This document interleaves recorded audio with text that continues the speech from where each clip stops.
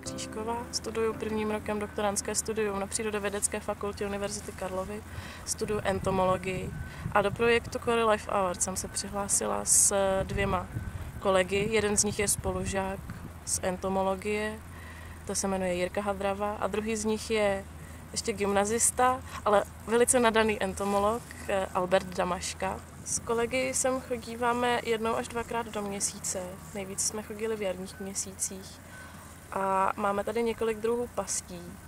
Máme tady Malajzeho past, která je stacionární na místě a pomocí vlastně proudu větru se na ní hmyz zachytí, zarazí a potom vyleze do nádoby s lihem, kde se utopí. Potom jsme pokládali zemní pasti, ty slouží hlavně na brouky, kteří loví na zemi, takže na dravé brouky.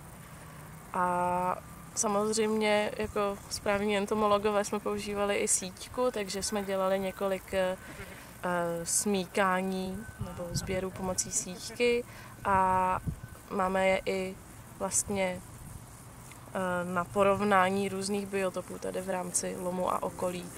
Takže jsme zahrnuli i rekultivovanou část, která je dole, i step, která je vlastně pokračováním lomu směrem ven z Prahy.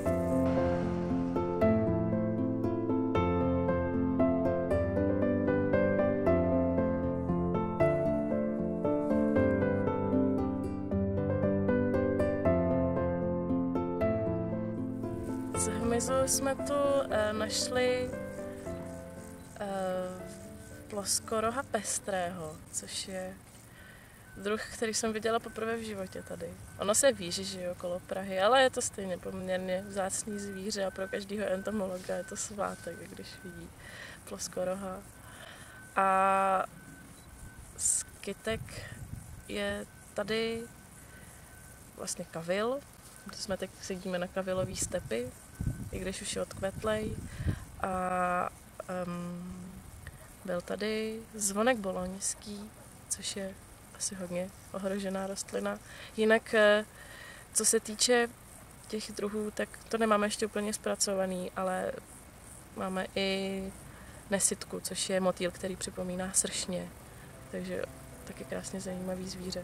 Už ze svých předešlých toulkách po Českém krase jsem zjistila, že hmyz, který já zkoumám, je daleko početnější v aktivních lomech.